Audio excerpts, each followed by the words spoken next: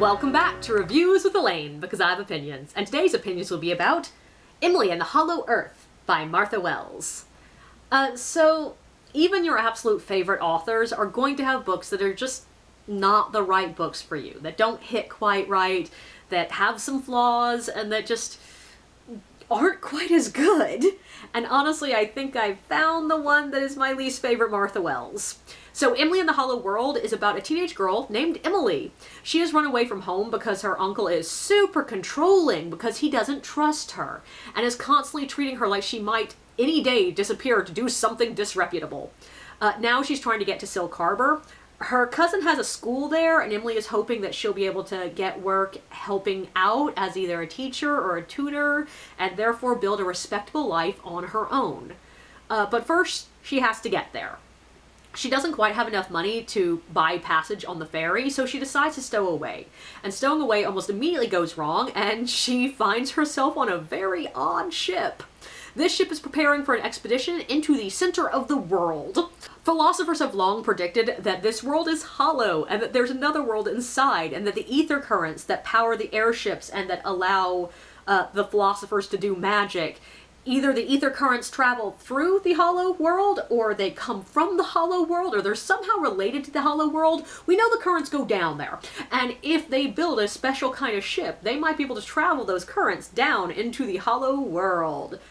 Dr. Merland, who throughout the entire book, him and his daughter, I kept referring to them as Marmalade in my head. That's not their name, it's Merland. But him and his crew were lost down in the hollow world and managed to get like messages up to the top to say, hey, we need help, we need parts specifically.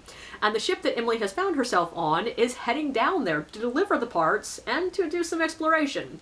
Whether she wants to be or not, Emilie is going to become an adventuress on a desperate trip to save the good doctor and his crew and explore a world that no one from the surface world has ever seen before. So I already gave away the big point here, and that is that this book did not work for me the way that all other Martha Wells books have. Largely because I don't think she hit her target age range here. The events, themes, and some of the details definitely feel like mid-range young adult, like aiming at like 15, 16-year-olds. But the prose was simple and childish enough that it read as middle grade. And the protagonist, Emilie, she was meant to be 16. She declares herself to be 16 and nobody challenges this. It isn't one of those things like, oh, maybe she's lying. No, she's 16. But she reads as like 12? And it's not just me that thinks this. I got this book from my sister, Emilie, mainly because it shares a name with her, and I thought that would make it a good gift. And she's reading it roughly the same time I am. And the thing is, she was a teacher for a while. She still does teach some. She's getting a school psychology degree. Like, she knows kids. And she agrees with me that this book reads like the protagonist is 12, 13. And I really wish Martha Wells had just chosen to write Emilie as a 12-year-old. Like, I don't think this book would have needed to change much at all, and it would have prevented the reader from spending the entire time going, why is this supposedly 16-year-old so incredibly childish? In case you doubt me here, just let me give you a little bit of Emilie's dialogue. On page 258, there's this line. I wish we'd been able to rescue Miss Merland as well, but we were too late, Emilie said, breathless as he set her back down. And they shot at us. A lot. That is perfectly fine dialogue for a literal child. But an almost grown teenage girl whose uncle keeps accusing her of wanting to run off and become a sex worker? Yeah, these two things do not connect. It doesn't work. To me, it came across as either Wells had written a middle grade work and either an agent or somebody in the publication process was like, hey, YA is a bit more popular than middle grade. Do you mind if we age this up? And literally they just changed the age and a couple of small details. Or the other option, and this is a theory that both me and my sister came up with, is that Martha Wells had this idea as an adult novel idea. And I don't mean like adult, I mean just like adult market. And someone said, you know, YA is popular. Can you possibly write a YA novel? And so she just trimmed away all the details possible aggressively and dropped a kid in it to make it feel YA. Because honestly, Emilie, even though she is our POV character, feels really tacked on. there's very little in this book that she accomplishes on her own. And I don't just mean that, like, she's only alone for about a chapter, like there's always somebody else nearby. I also mean that it's just very few things that she does, that there aren't a lot of other people helping her doing the same thing, that she's following a lead. Like, for example, there's an attack by seaweed people, and she helps fight one off. But she's basically just clinging to Miss Merland as she's being dragged away. Miss Merland is trying not to go overboard. And, like, at one point she hits him with an axe, but the axe was brought by somebody else and it doesn't really do anything. And, like, there's another moment that she has to... There's several moments where she's having to escape and she's just following somebody else who's leading her to wherever they need to go. There's that moment that she's diving under a waterfall and she has to hang on to her companion to make it. And yeah, admittedly, when they get to the other side, she has to haul the companion out of the water. But so much of what she does is the sort of thing that in most novels, you'd assign that task to a minor side character.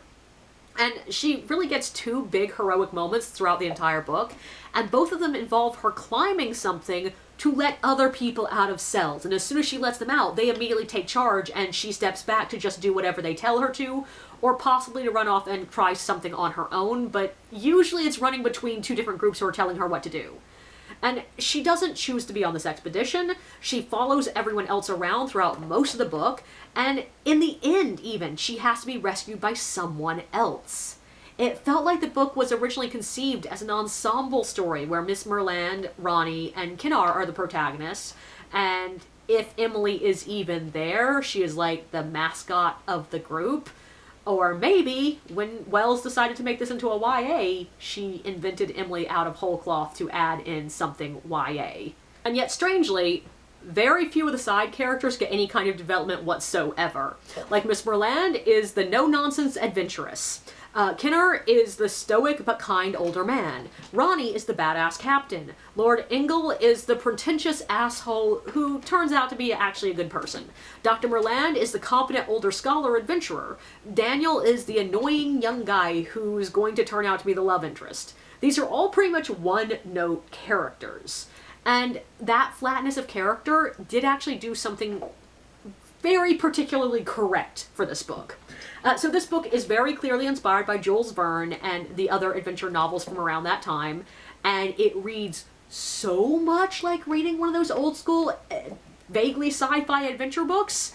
Like, there was comparatively little exploration of emotion, culture, or relationship, and all of that is kept super surface in exchange for a lot of action and continuous introduction to new places. And that is exactly what those books feel like. And, like, honestly, if you told me that this book was going to involve a lot of introduction of new places, I would have said, great. That is definitely in Martha Wells's wheelhouse. It sounds amazing.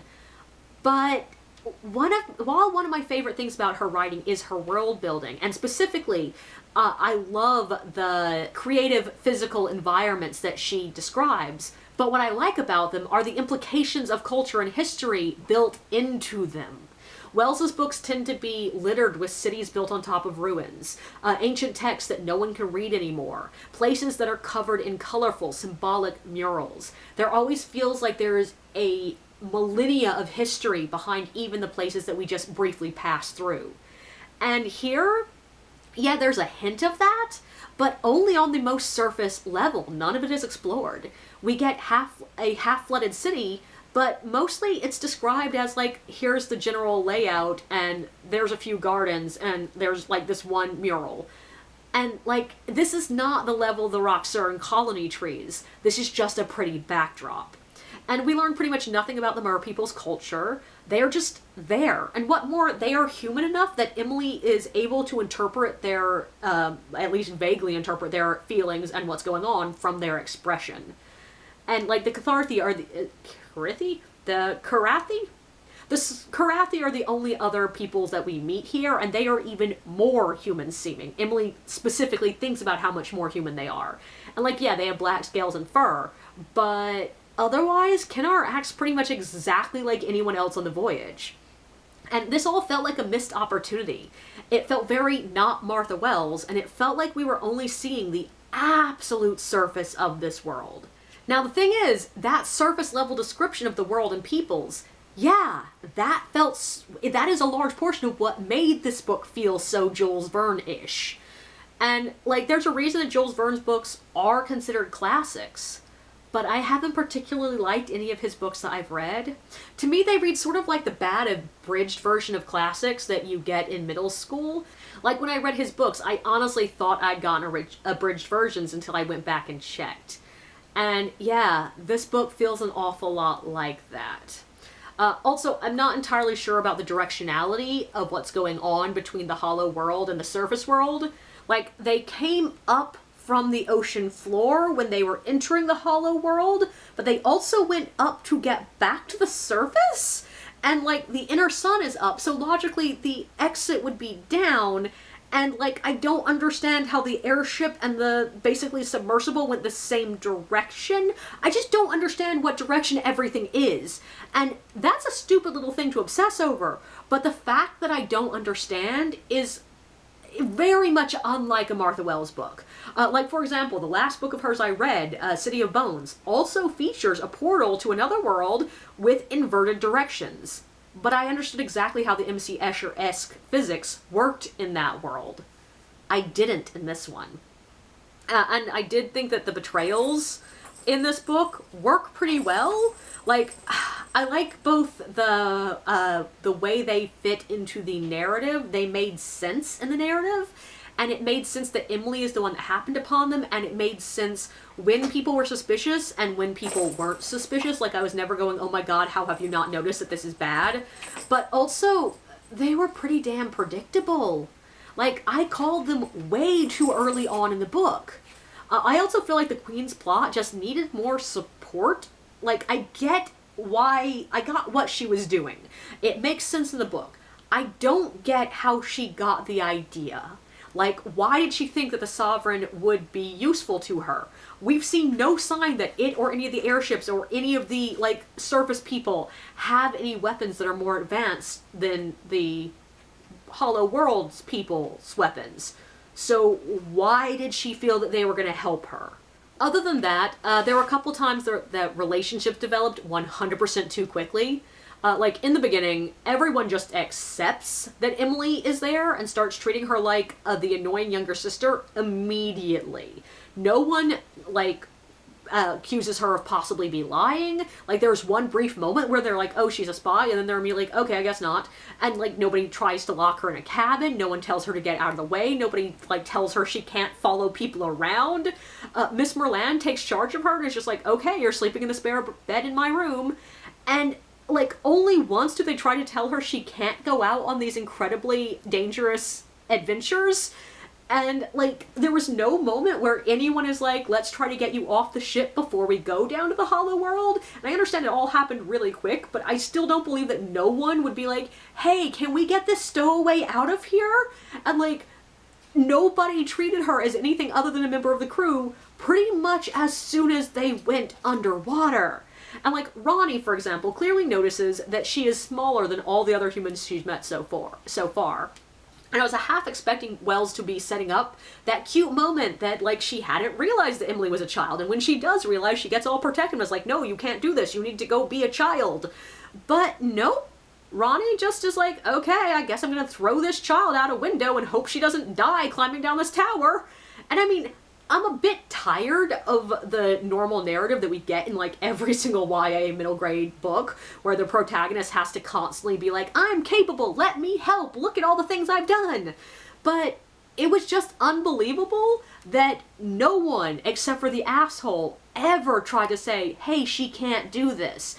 And even when he did that, it wasn't about the fact that she's a child, it was about the fact that she was a girl. And it's just like, where is the protective instinct that almost everyone has when they're around child? And it's not even a protective thing always. Sometimes it is, why would I trust this small child to be capable of doing the things? Why am I going to trust this kid knows that she can do this shit? No one ever does that. They just sort of accept Emilie's presence. And so many times she shows up out of the blue, people have no idea who she is, where she came from, how she's involved, and she's just like, I'm with Miss Merland. And everyone's like, okay, cool, I trust this child immediately. And on the other side of that, Emilie also gets attached to these people absurdly quickly. And like by the middle of the book, I get it. We've had enough like traumatic events for her to have trauma bonded with these folks. But like by the time they get to the Hollow World, she's already seeing Miss Merland as something as like this mentor and Kinnar as this kindly older brother, and she's super attached to them and choosing them in sides and arguments. And it's just like, what? How did she get attached to these people so quickly? Especially considering they are flat characters, we're not getting much off of them. It doesn't feel natural because we're not getting attached to them. And then there's Daniel. As soon as we met him, I was immediately 100% sure what his narrative was going to be, and was sitting there like, oh no, it is way too late in the story to introduce the older boy who underestimates our heroine, but who quickly develops a teasing sort of relationship with her because they secretly like each other. And yeah, that's where that's going. We didn't get a lot of this narrative, and if anything, that makes it worse, because we get the bare bones of him looking down on her. Dramatic moment of helping, fair but slightly harsh call out, dramatic almost death, and then the shy smiles that prove they secretly like each other. Plot points. And this is all within like 20 pages, and there just wasn't enough time for them to develop any kind of feelings about each other whatsoever. And if we're gonna have that kind of story arc, it really needs to start about halfway through the book at the latest. As is, when he shows up at the end, it's just sort of like okay, I guess that's happening. And there's this weird moment where Emilie is clearly meant to have that moment when we realize she has grown. She finally realizes that her actions in the beginning of the book were a little bit childish and were negatively affecting others, and she realizes she was being selfish. And like, that is a fine character arc moment. I even believe when it comes in the book, she's had enough time to develop this way. And like, especially like, she's seen Ronnie and Kinnar when they're separated, the way that their presence and lack affects each other, and that could have been a really good impetus for her to have these big emotions. But instead of tying it to that, Wells has her reference the war between the Queen and the Nomads, and think about how that got out of hand because each said something they couldn't take back to the others, and I was just like, what? Like, that's not something we saw happening in this book. That's not the takeaway from the, like, war, that conflict. That's not that takeaway. But also, that's not a good impetus for Emilie to be having these emotions. It's super odd that we had this correct character development plot point in the right place, but tied entirely to the wrong impetus. It was really odd. But the thing is, this is still a Martha Wells book. A lot of the things that I love about Martha Wells's writing is still in here. We get really interesting places, a few world-building concepts that were super cool, and I only wish we had spent more time exploring. We get several strong, independent, don't take your shit kind of female characters. And randomly there are these random perfect, beautiful lines out of nowhere that sound like Martha Wells and feel like Martha Wells. Like, for example, there's a moment when Ronnie is literally about to throw Emilie out of a window, and she says, "But I hate to throw you out a window on such short acquaintance." And it made me laugh out loud. It was perfect. And yeah, there are moments of beauty in this book. And even though Emilie did not feel like a 16-year-old, she did read as a precocious, somewhat charming 12-year-old.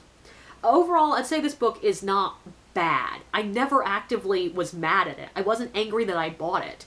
The prose is serviceable with just enough moments of beauty that it didn't feel utilitarian. The characters, though flat, had enough variation to keep the story interesting, though I never really got attached to any of them except for Kinnar and Ronnie, and I'm not even sure why I got attached to them. There's not much going on, but I'm an easy sell on characters. The ideas were all here. And I really think the problem is that Wells was trying to write a market outside of her wheelhouse. I think she thought she needed to cut a lot more than she actually did to make the book sellable to kids. I also think that she was likely trying to write a 16-year-old that kids as young as 12 could empathize with and see themselves in, and instead just managed to write one that doesn't really work for either age range. Overall, I think it just didn't quite work. There is a sequel to this book, but I'm really not sure if I'm going to track it down. I know I'm not buying it right now. Now, that being said, eventually I'm going to run out of other Martha Wells books, and I probably will buy it then, but I just don't feel a huge pressure to buy it now. So yeah, it's not a bad book. It's just if you're going to read Martha Wells, I'm going to encourage you to read pretty much any of her other books.